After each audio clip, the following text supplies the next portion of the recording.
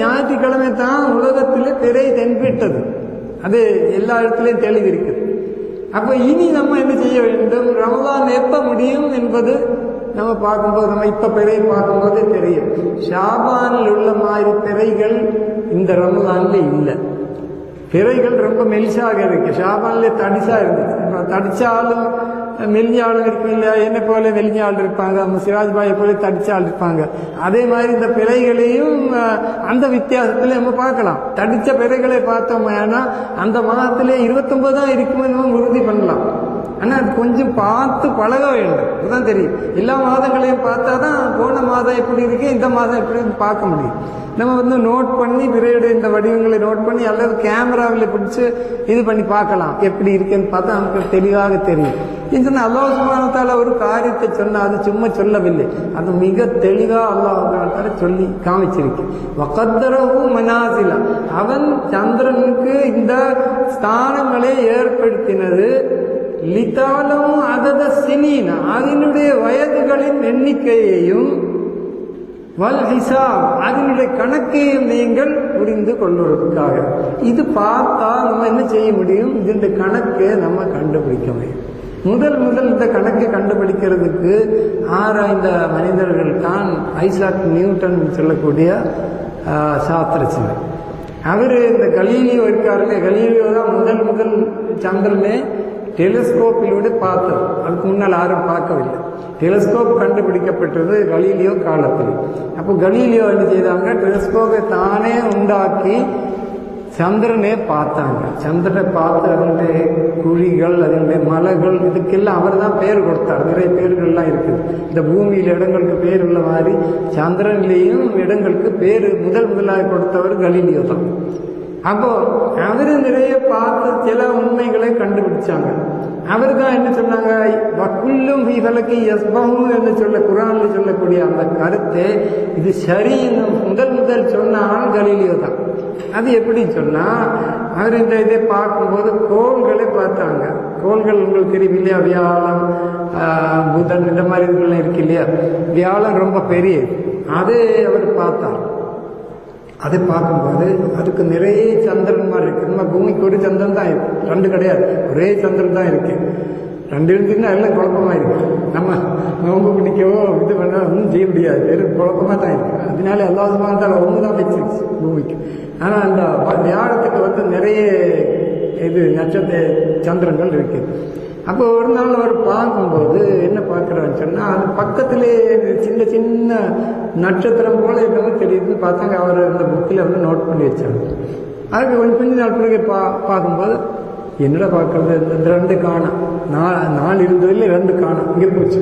அப்போ ரொம்ப அதிசயப்பட்டார், என்னடா இது நடக்குதுன்னு. அப்புறம் மறுவா அவர் கொஞ்ச நாள் கழிச்சு எல்லா நாளும் அவர் பார்ப்பார். அவர் அதே வேலை தான் அவர் பார்க்கும்போது மறுவா வந்துருச்சு அதுங்கிட்ட.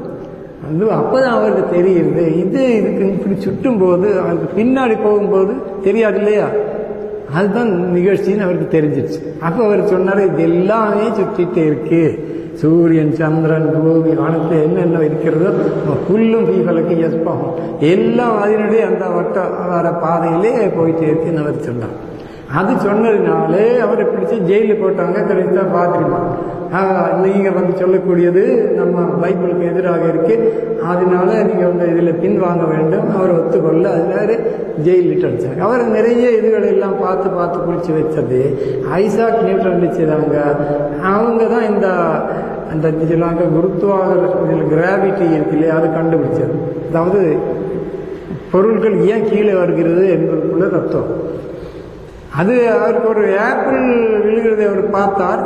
அது பார்த்த உடனே இது கீழே வருது, மேலே ஏன் போக மாட்டேங்குதுன்னு அவர் நினைச்சு பார்த்தார். எல்லா காலத்திலையும் இதே மரத்திலிருந்து தேங்காய் விழுகும், அது விழுகும், இது விழுகும், தலையில கூட விழுகுது தேங்காய் இல்லை. யாருமே இது ஏன் கீழே வருதுன்னு சிந்திக்கல. அவர் மட்டும்தான் முதலாக அல்லாஹ் தான் அவருக்கும் அந்த இது கொடுத்தார். அவர் இது சிந்தித்து பார்க்கும்போது தான் இது பூமியினுடைய இந்த ஆகர்ஷண சக்தியினால்தான் கீழே வருதுன்னு அவரு கண்டுபிடிச்சார். அப்போ அதனுடைய சில லாஸ், சில நியமங்களை அவரு கண்டுபிடிச்சார். ஃபர்ஸ்ட் அவர் இதை டெஸ்ட் பண்றதுக்காக வேண்டி இந்த கலீலியோ பார்த்த இதுகளை தான் பயன்படுத்தினார். அவர் என்ன செய்தார், இந்த சந்திரனை பார்த்தார். சந்திரன் இப்போ சந்திரன் தானே மிக பக்கத்தில் இருக்கு, அதான் ரொம்ப லேஸ் இந்த கணக்குகள்லாம் டெஸ்ட் பண்ணுறது. அவர் டெஸ்ட் பண்ணி பார்த்தார். பண்ணி பார்க்கும்போது அவர் கணக்குக்கு இதுக்கு ஒத்து வர மாட்டேங்குது. பெரிய தலைவலியை பற்றி என்னடா இந்த தத்துவம் சரியாக மாட்டேங்குதுன்னு சொல்லி அவர் ரொம்ப கவலைப்பட்டார். கடைசியில் அவர் இந்த ஹேலின்னு சொன்ன ஒரு ஃப்ரெண்ட் அவருக்கு இருந்தார். அந்த கடிதங்கள்லாம் இருக்குது. இப்போ அவர் சொன்னார், ஏன் வந்து இனிமேல் இதை பற்றி சிந்திக்க போகிறது இல்லைன்னு சொன்னால் எனக்கு தூக்கம் கெட்டு போயிருந்தது, இப்போ சிந்திச்சா தெரிய மாட்டேங்குதுன்னு சொல்லி எழுதியிருந்தார். அப்புறம் வந்து அதுக்கப்புறம் கெப்லர்ன்னு சொல்லக்கூடியவர் தான் கண்டுபிடிச்சது. இது வந்து வட்டத்தில் போகலை. இவர் நியூட்டன் நினைச்சிருச்சா எல்லாம் வட்டத்தில் தான் போகுதுன்னு நினைச்சுக்கிட்டு அந்த கணக்கு இட்டார். அது கணக்கு ஒத்து வர மாட்டேங்குது. அதாவது பௌர்ணமி வரக்கூடிய நாளில் பௌர்ணமி வர மாட்டேங்குது, அப்புறம் வந்து அமாவாசை வரக்கூடிய நாளில் அமாவாசை வர மாட்டேங்குது. அவருக்கு குழப்பமா போச்சு. இது ஏன்னு சொன்னா இது வந்து இப்படி அந்த முட்டா வடிவத்தில் தான் போயிட்டு இருக்கு. எல்லாமே அப்படித்தான் போயிட்டு இருக்கு. பூமி அப்படித்தான் போகுது, சூரியன் அப்படித்தான் போகுது, எல்லாமே அப்படித்தான் போயிட்டு இருக்கு. அதுக்குள்ள சரியான காரணத்தை இன்னும் சயின்ஸ் கண்டுபிடிக்க முடியல. எல்லாத்தையும் சொல்லிட்டு இருப்பாங்களே தவிர அது என்னதுக்கு அப்படி இருக்குன்னு சொன்னா அது இன்னும் கண்டுபிடிக்க முடியல. அந்த தத்துவத்தை இன்னும் ஆனால் அந்த நம்ம கணக்கக்கூடிய அந்த தத்துவப்படி எல்லாமே இயங்கிட்டே இருக்கிறது நமக்கு தெரியும். அப்போ அந்த பூமியுடைய செறிவு இதுக்கு காரணம் என்ன, அதுவும் கண்டுபிடிக்க முடியல. அந்த மாதிரியான சில இதுகள்லாம் அல்லாஹ் சுப்ஹானஹு வ தஆலா வச்சிருக்கு. சனுரீஹிம் ஆயாத்தினா ஃபில் ஆஃபாகி வ ஃபீ அன்ஃபுஸிஹிம் ஹத்தா யதபய்யன லஹும் அன்னஹுல் ஹக். குர்ஆன்ல அல்லாஹ் அவங்களுக்கு நம்முடைய அத்தாட்சிகளை காமிச்சிட்டே இருப்போம். அவங்களுடைய நஃப்ஸிலையும் வானத்திலேயும் எதுவரையில் இதுதான் ஹக்கு, அல்லாஹ் தான் ஹக்கு அவங்கள் உணர்ந்து கொள்ளும் வரை அல்லாஹ் வந்து அந்த அடையாளங்களை காமிச்சிட்டே இருப்பான். அப்போ அந்த மாதிரியான காரியங்கள் இருக்குது. அப்போ இந்த பிறை பார்க்கக்கூடிய விஷயத்துக்கு வரும்போது பிறை வடிவங்கள் தான் எங்களுக்கு தியதியை குறிக்குது. அல்லாஹ் வந்து ஒரு நாள் பிறையை காமிச்சிட்டு ஒரு மாதம் வரை இதை தெரியாம வைக்கவில்லை. அல்லாட்டா எல்லா நாளையும் ஒரு மாதிரி காமிக்கிறது. நீங்கள் பிறை பார்த்துருக்கோம். 2 நாள் பிறை ஒரு மாதிரி இருக்க முடியுமா? அல்ல ஒரே இடத்துல இருக்க முடியுமா? இருக்கவே முடியாது. சூரியன் வந்து நம்ம பார்க்கும்போது ஒரே இடத்துல தான் நிற்குது. அது கொஞ்சம் கொஞ்சம் மாறுது. ரொம்ப கவனமாக பார்த்தா தான் தெரியும். ஒரே டைம்ல தான் எல்லா நாளும் ஒதுக்குது. அது அந்த வித்தியாசம் வந்து ஒரு வாட்ச் வச்சு அளந்தா தான் நமக்கு கண்டுபிடிக்க முடியுமே தவிர சாதாரண ஒரு மனிதருக்கு கண்ணால் பார்த்து அது கண்டுபிடிக்கவே முடியாது. ஆனால் பிறை எப்படி இல்லை. இங்கே பாருங்க, பிறை வந்து சூரியன் உதிக்கும் போது பிறை அஸ்தமிக்கும், அல்லது சூரியன் மறையும் போது பிறை உதிக்கும். அடுத்த நாள் வந்து அதே டைமிலே, அதாவது சூரியன் மறையும் போது பிறை உதிக்குமா? தீஞ்சு பாருங்களேன், இருக்கவே முடியாது. கிட்டத்தட்ட 1 மணி நேரம் வித்தியாசத்தில் தான் பிறை வந்து உதிக்கும். அப்போ அதுக்கு வித்தியாசம் இருக்கேன்னு நம்ம காலம் முன்னே தான் நமக்கு தெரியுது. எவ்வளோ கண்டிப்பாக எவ்வளோ டைம் இருக்குன்னு அது அந்த ஆள்கள் கண்டுபிடிக்க முடியாது. நம்ம இப்போ வாட்ச் வச்சு பார்க்கலாம். பார்க்கும்போது ஒவ்வொரு நாள் அவரேஜ் வந்து 48 நிமிஷம் சூரியனை விட பிறை பிந்தும். பின்னோடி ஓடிட்டே இருக்கு. அப்போ இன்னைக்கு வந்து 2 ஒன்றா உதிச்சா நாளைக்கு வந்து 48 நிமிஷம், அதாவது அல்லது 1 மணி நேரம் கழிச்சு தான் அது உதிக்கும். அது கண்டுபிடிக்கிற நம்ம வந்து கண்டுபிடிச்சிடலாம். அதுக்கு கணக்குகள் இருக்கிறது, கணக்கு பார்த்தும் செய்யலாம். அப்போ 1வது நாள் என்ன ஆகுதுன்னு சொன்னா சூரியனும் பிறையும் ரொம்ப சின்ன வித்தியாசம் தான் இருக்கு. கடைசி நாள்ல 2ம் நீங்க சிந்தி பாருங்க, ஒரே ஊரில் இந்த ஏர்வாடியில சூரியனும் சந்திரனும் ஒரே டைம்ல கிளம்புது.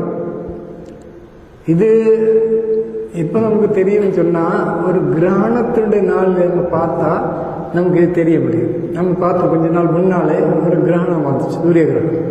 அன்னைக்கு வந்து காலையில் நாங்கள் பார்க்கும்போது வந்து சூரியன் கிரகணம் பிடிச்சிருந்துச்சு. ஒரு 7 மணி ஆகும் வரைக்கும் வந்து இந்த பிறை கீழே வருது, சூரியன் மேலே போகுது. அப்போ 2 வித்தியாசமாக போயிடுச்சு. புரியுதா? அப்போ மறையும் போது எப்படி இருக்கு? சூரியனும் சந்திரனும் உதிக்கும் போது 2ம் ஒன்னா உதிச்சா இது மறையும் போது எப்படி 2ம் இருக்கும்? ஒரே டைம்ல மறையுமா? சிந்திச்சு பார்த்தா நமக்கு தெரியும். பிறை வந்து சூரியனை விட 1 மணி நேரத்துக்கு 2 நிமிஷம் பிறகோட்டு போகுது, ஸ்லோ. அதாவது 2 பேர் நடக்கும்போது ஒரு ஆள் ஸ்லோவா போகுது, ஒரு ஆள் கொஞ்சம் ஸ்பீடா போகுதுன்னு நினைச்சிடுங்க. அப்போ 1 மணி நேரத்துக்கு 2 நிமிஷம் வந்து பிந்தினா காலையிலிருந்து மாலை வரை இங்க பாருங்க. காலையிலே உதிக்கும் போது 6 மணிக்கு உதிக்கும் போது சூரியனும் சந்திரனும் ஒன்னா உதிச்சு, சாயங்காலம் 12 மணி நேரம் கழிச்சு அஸ்தமிக்கும் போது 2 ஒன்னா அஸ்தமிக்குமா?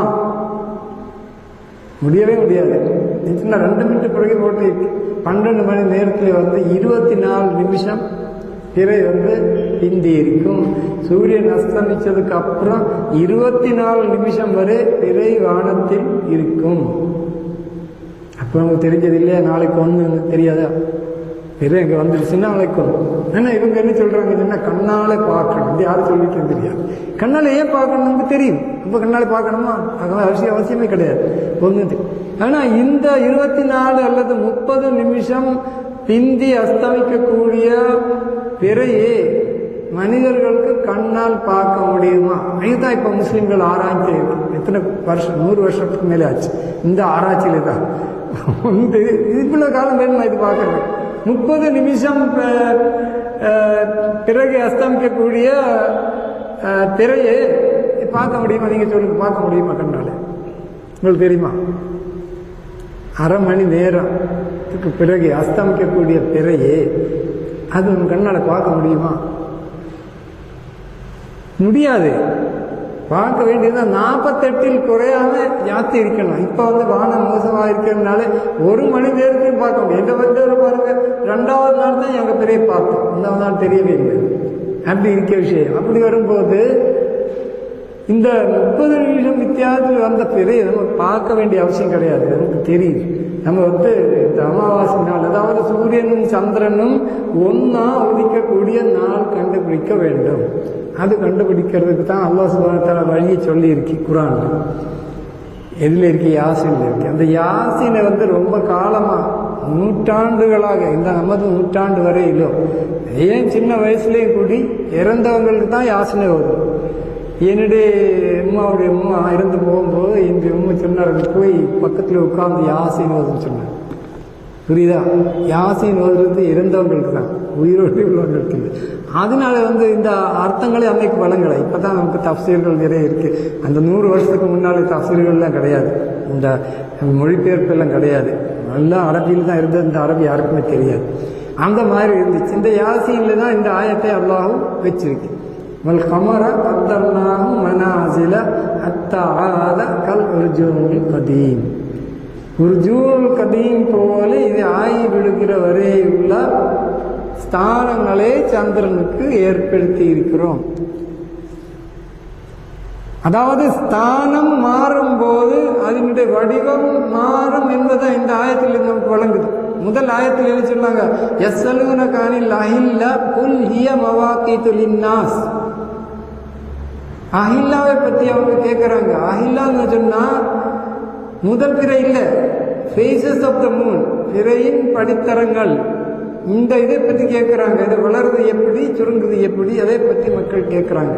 அவங்க என்ன நினைச்சாங்கன்னு சொன்னா, இந்த பிறையை சூரியன் மாதிரி இல்லை, இது பிறக்குது, அப்புறம் வலுதாகி பெருசாகி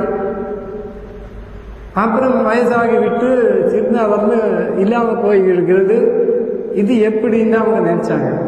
சந்திரன் இல்லாம போய், சந்திரன் அங்கே இருக்கு, இந்த இது வலுதாகவும் சிறிதாகவும் நமக்கு தெரிகிறது. சூரியனுடைய ஒளிப்படக்கூடிய ஆங்கிள் மாறும்போதுதான் இது நடக்குது. நம்ம இதுல பார்க்கலாம். இது பாருங்க, சூரியனுக்கு பக்கத்தில் இருக்கும்போது அது குறையுதா, தூர போகும்போது அந்த ஒளி பெறக்கூடிய பாகம், எப்பவுமே சந்திரனுடைய ஒளி இருக்கு, சூரியனுடைய ஒளி பாதி பார்த்து இருக்கும். அந்த இது நமது பார்வைக்கு வர்றது இந்த ஆங்கிள் மாறும்போது தான். நினைச்சிருக்கு, இப்போ 360 டிகிரி இல்லையே ஒரு சர்க்கிள். இது ரொம்ப காலம் முன்னாலே தெரியும். உங்களுக்கு தெரியுமா? இல்லை, உங்களுக்கும் தெரியும், ஸ்கூல்ல படிச்சவங்க தான் எல்லாரும். ஒரு சர்க்கிள் 360. இவ்வளவு சிறுசானாலும் பரவாயில்ல, ரொம்ப பெருசா இருந்தாலும், இந்த பூமி ஆகாதம் வானம் எங்கே போனாலும், இந்த எவ்வளவு பெருசா இருந்தாலும் 360 டிகிரி தான் ஒரு சர்க்கிள். இந்த 360 டிகிரி 30 நாள்ல கவர் பண்ணுதுன்னு சொன்னா, பௌர்ணமி ஆகிறது எப்போ? 180 டிகிரி ஆப்போசிட் சைட்ல வரும்போதுதான் பௌர்ணமி வரும். அதாவது சூரியனினுடைய ஒளி சந்திரனில் பெறக்கூடிய எல்லா பாகமும் நமக்கு தெரியக்கூடிய நாள் தான் பௌர்ணமி. அப்போ வட்டமா நமக்கு தெரியும். அது 180 டிகிரி ஆப்போசிட்ல இருக்கும்போது தான் தெரியுது. 90 டிகிரிஸ்ல வரும்போது என்ன ஆகுறது? பாதியாய் போயிடுது. இன்னும் குறைஞ்சி வரும்போது 0 வரும்போது சீரை இல்லாம போயிடுது. இதுதான் ரொம்ப லேசு, கஷ்டம் கிடையாது, ஈஸியா புரிஞ்சிடலாம். அதுல நமக்கு காமிக்க முடியுமா? தூர போகும்போது பெருசாகி வருகிறது, கிட்ட வரும்போது இது வருகிறது. ഇതില് അറബിയിൽ കൂടി തഫ്സീറുകളിൽ ഇതൊക്കെ